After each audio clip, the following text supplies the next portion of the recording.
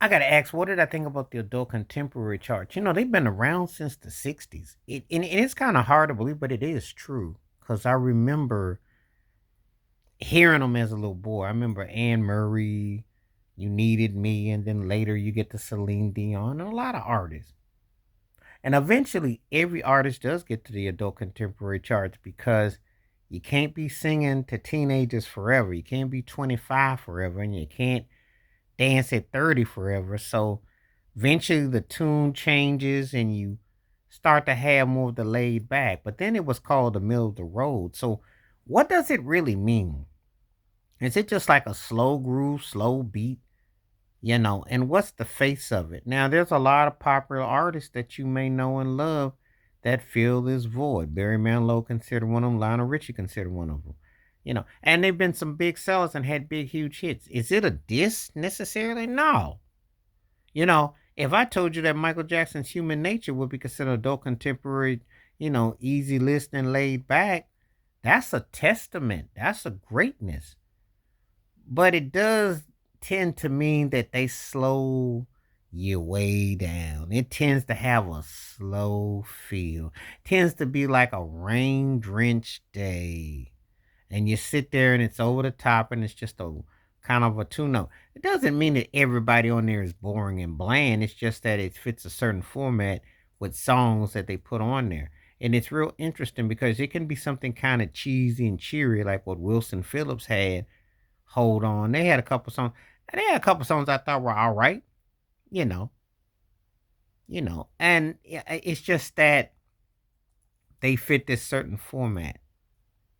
Amy Grant fit that format too.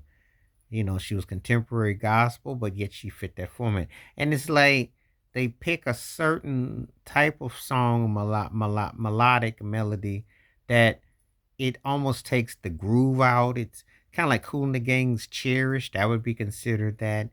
It's almost like one of those songs that the note just and you kind of Celine Dion would be a staple on them. A lot of Mariah Carey would be a staple.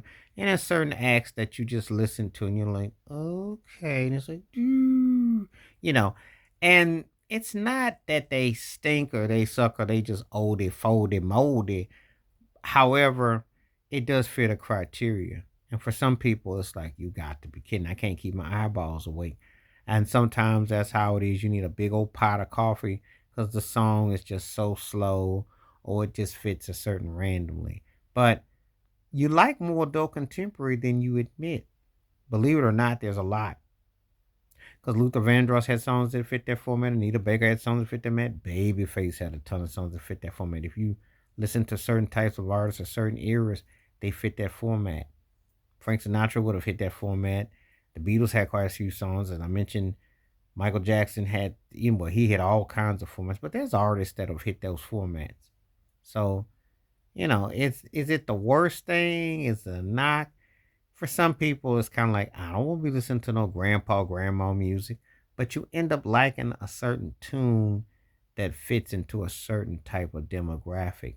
And that's kind of how it goes because, it again, but they really went and catered towards a real slow down theme, though. That's the only problem, though. Sometimes it's slowed so far down that you can't even move because it just got you just under hypnosis. Please like, subscribe, welcome thoughts, comments, and I do respond. Thank you. Wash your hands, keep your mind clear, watch out for another. Share it if you like and hit that membership. Stay safe, stay real, stay true, stay woke, stay free. And again, if you hit that membership, request that you make, I bring forth, including topics like this, because it debates this all the time. Because I was actually contemplating how adult contemporary and yacht rock might go hand in hand, and I might do that video soon. We're going to see. I'm out.